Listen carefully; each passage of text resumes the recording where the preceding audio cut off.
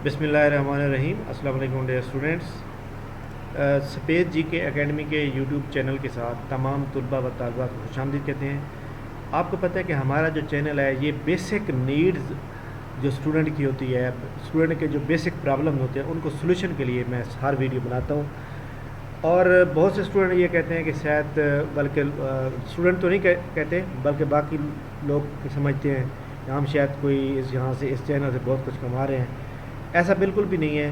कमाने वाले जो लोग हैं, याद रखिएगा, उस चैनल के लोग यूट्यूब से बहुत पैसा कमा रहे हैं जिनके व्यूवर मिलियन में होते हैं। और हमारा तो बड़ी मुश्किल से 700-800 व्यूज़ होते हैं और 700-800 रुपये के तकरीबन कोई पाकिस्तान के 20-25 रुपये मिलते हैं।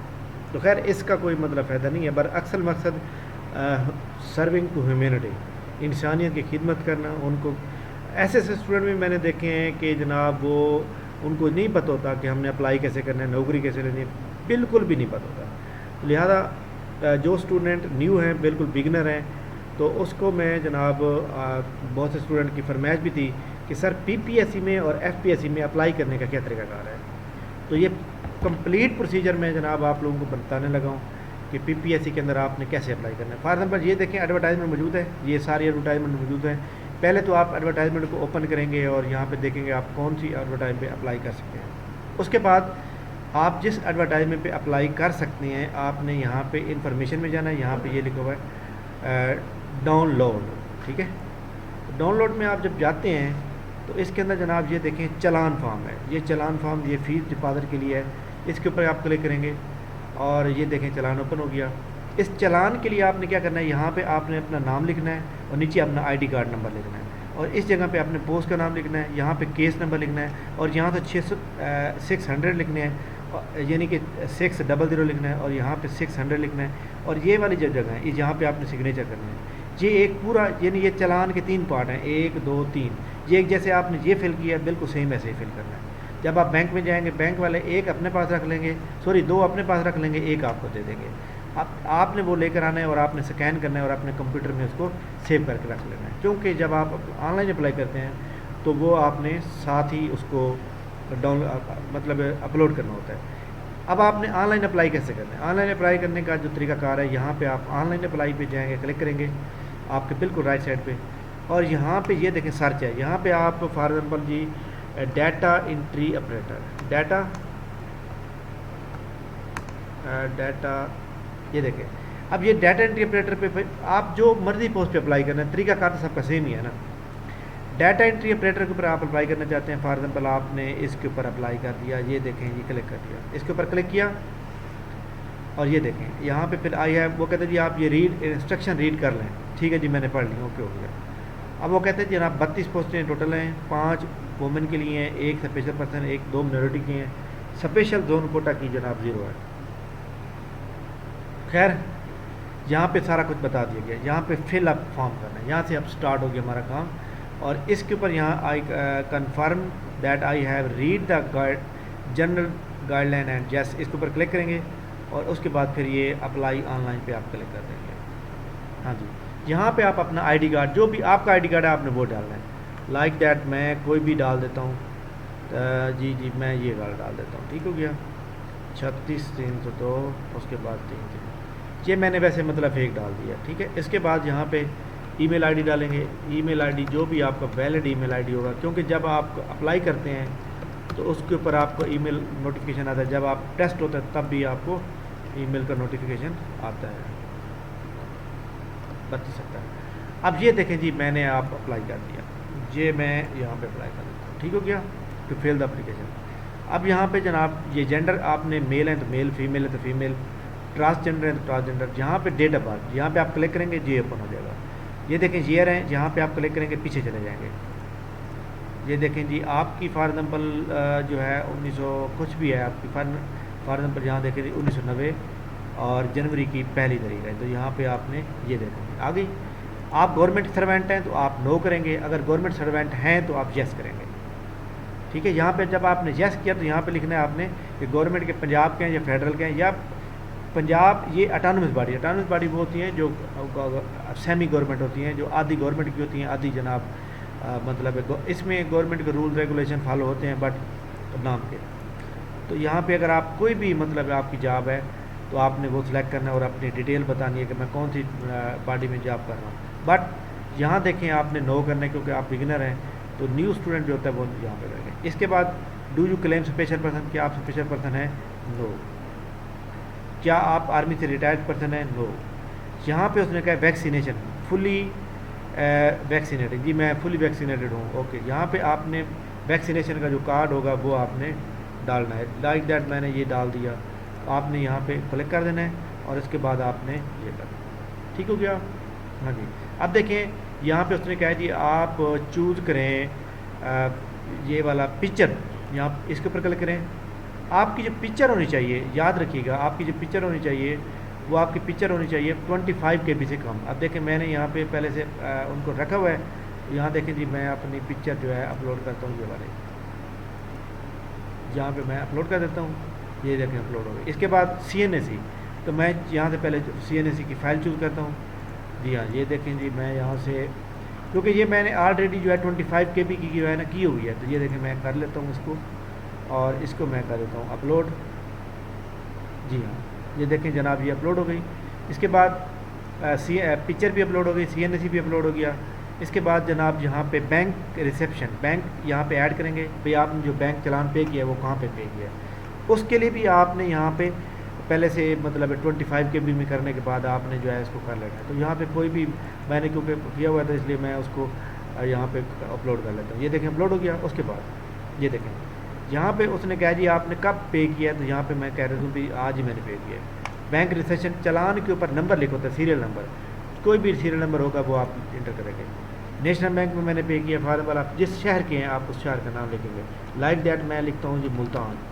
जी जी मुल्तान मैंने जब लिखा उसने कहा जी मुल्तान में तो काफ़ी सारी ब्रांचें हैं, आप जहाँ से ब्रांच सेलेक्ट करें, तो मैं कोई भी मतलब है कि ब्रांच जो है सेलेक्ट कर लेता हूँ 600 और इसके बाद मैं सेव कर लेता हूँ।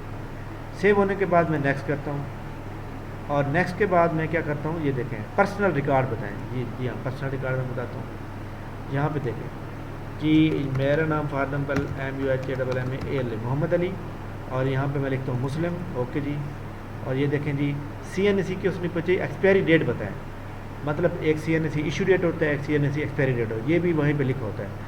आपने जनाब इसको जो है जो भी आपकी होगी आपने इसको जो है क्लिक कर देना है। यहाँ पोस्टल एड्रेस लिखेंगे, पोस्टल एड्रेस जो आपका होगा जहाँ पे ख़त किताबत आपके कोई लेटर आता है तो आप पूरा लिख देंगे। इसके बाद यहाँ फ़ोन नंबर की कोई ज़रूरत नहीं है, ये आपको मोबाइल नंबर लिखा हुआ काफ़ी है। यहाँ आप अपने वालिद का नाम लिखेंगे, ठीक है। इसके बाद यहाँ डोमिसाइल आपका कौन सा जी, ये मुल्तान का या जो भी शहर है आपका। इशू डेट, डोमिसाइल के ऊपर इशू डेट लिखी होती है तो वो आप लिखेंगे, तो उससे भी मतलब यह है कि आपको काफ़ी सारा फ़ायदा हो जाता है। तो कोई भी आपकी जो भी डेट है आपने वो लिख देंगे। उसके बाद यहाँ मैरिटल स्टेटस का मतलब है आप शादीशुदा हैं या सिंगल हैं। अगर आप मैरिड लिखेंगे तो फिर अपनी वाइफ का यहाँ लिखेंगे, अगर आप फीमेल हैं तो आप यहाँ मैरिड लिखेंगे और अपने हस्बैंड का नाम लिखेंगे, और अगर सिंगल हैं तो जस्ट सिंगल के लिखेंगे। तो नेम ऑफ सपोज़ का मतलब है कि आपके हस्बैंड का नाम या आपके वाइफ का नाम। तो जब आप सिंगल हैं तो आपको ज़रूरत ही नहीं होगी यहाँ पे। उसके बाद ये सारी चीज़ें छोड़ देनी है, इसके बाद ये सारी चीज़ें छोड़ देनी है और डायरेक्ट आपने यहाँ पे आना है indicate the centre of written test examination, यहाँ पे आप क्लिक करेंगे। जो भी आपकी मर्ज़ी आप चूज़ करेंगे, आपका रिटर्न भी वहीं होगा, आपका इंटरव्यू भी वहीं होगा। उसके बाद नंबर ऑफ़ चांसेस, आपने जब भी अप्लाई करना है आपने यहाँ 0 सेलेक्ट करना है। ये आपने जनाब मतलब है कि वो कहते हैं जी आप enter the correct postal address, यहाँ पे वो कहते हैं जी चलें जी पोस्टल हाउस नंबर 45 कर देते हैं, 46 कर देते हैं, ताकि इसमें कोई वो इतराज़ नहीं कर सके। जी हाँ, तो ये जनाब देखें जी हमारे पास सामने है और ये हमारे पास पर्सनल रिकॉर्ड स्टेटस भी ओके हो गया। इसके बाद एजुकेशन रिकॉर्ड हम करेंगे और एजुकेशन रिकॉर्ड में हम जाते हैं। एजुकेशन रिकॉर्ड में अगर आपने मैट्रिक किया हुआ है, इंटरमीडिएट, जो यहाँ से आप देखें ये लिस्ट आ रही होगी पूरी, इस लिस्ट में आपने चूज़ करना है और इसमें सीरियल नंबर वही चूज़ करना है जो आपका मौजूद है। तो ठीक है जनाब, हम 1 सेलेक्ट कर लेते हैं और इसको प्रोसीड फर्दर करते हैं। और इस सबसे पहले यहाँ मैट्रिक और यहाँ पे आपने क्लिक करना है। मैट्रिक के अंदर जनाब आपने BISC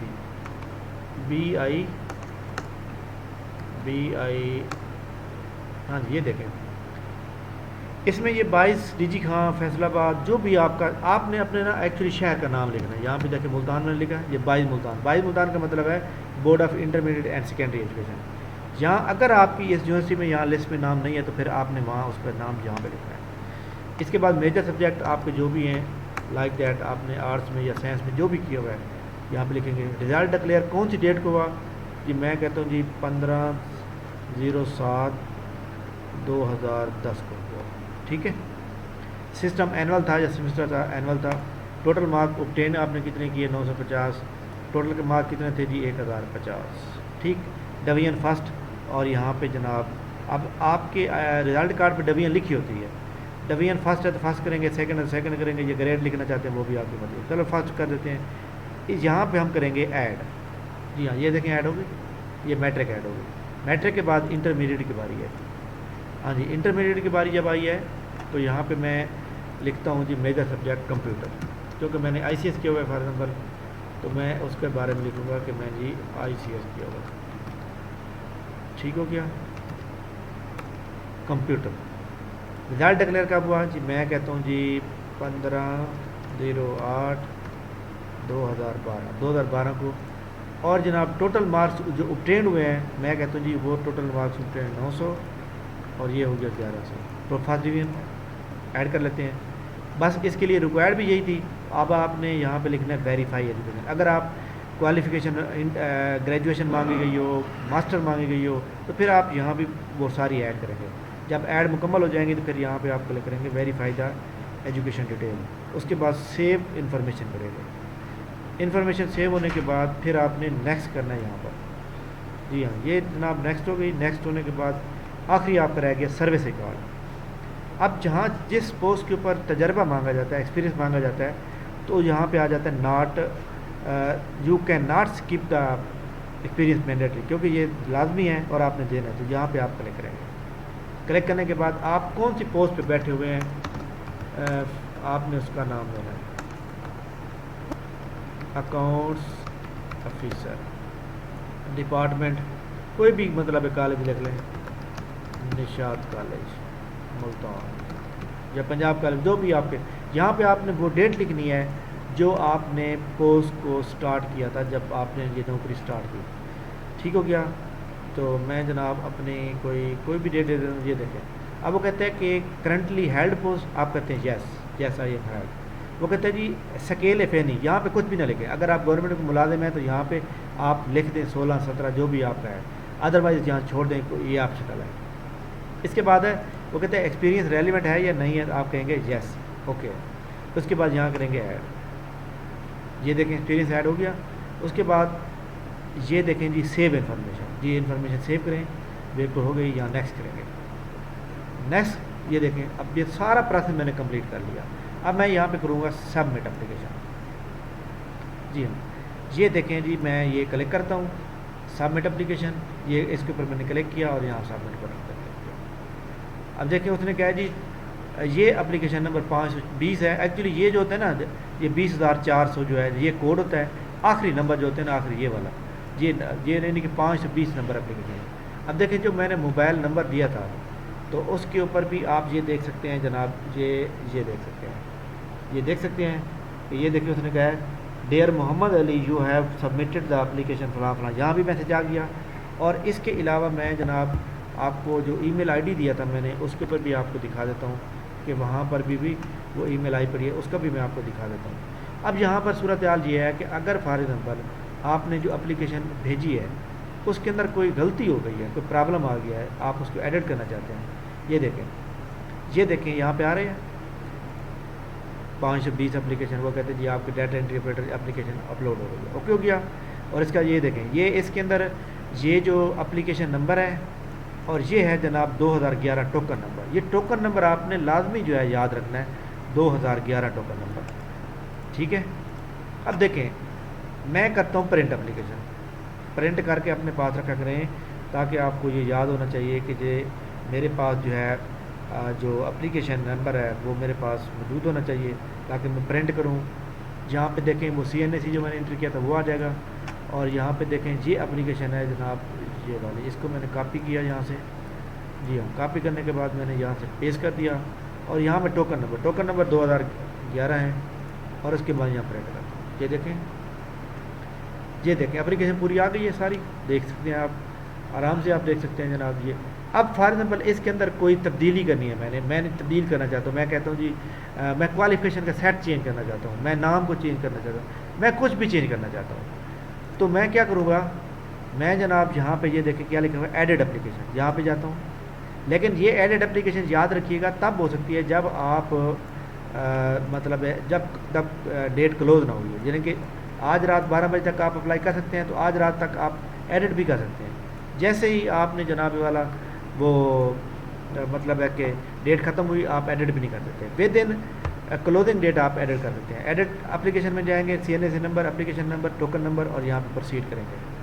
तो ये देखें, अब वो कहते हैं आप पिक्चर चेंज करना चाहते हैं, क्या आप CNAC चेंज करना चाहते हैं, क्या आप प्रिलिमिनरी यानी इब्तदाई इन्फॉर्मेशन चेंज करना चाहते हैं, या पर्सनल इन्फॉर्मेशन चेंज करना चाहते हैं, या बैंक इन्फॉर्मेशन चेंज करना चाहते हैं, या सर्विस रिकॉर्ड चेंज करना चाहते हैं, या एजुकेशन चेंज करना चाहते हैं, या क्वालिफिकेशन सेट चेंज करना चाहते हैं, क्या करना चाहते हैं। मैं चाहता हूँ जी मैंने जिस बैंक में पे किया था ना, वो बैंक गलत लिखा है, मैं उसको चेंज करना चाहता हूँ। मैं यहाँ जाऊँगा बैंक के अंदर, मैं यहाँ ब्रांच चेंज करूँगा, यहाँ ब्रांच में लिखूँगा जी लॉर्ड ब्रांच मैंने पे किया, और मैं यहाँ पे अपडेट इन्फॉर्मेशन कर दूँगा, और मैं यहाँ पे नेक्स्ट कर दूँगा।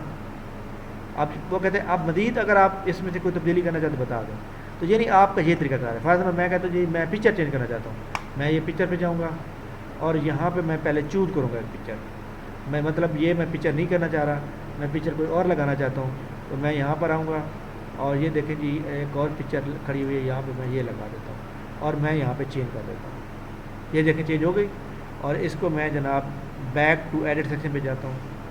तो यानी आपका ये एक तरीकाकार है, कंप्लीट एडिट भी कैसे कर सकते हैं, और इसी तरह जनाब वाला आप जो है PPSC के अंदर अप्लाई कैसे कर सकते हैं।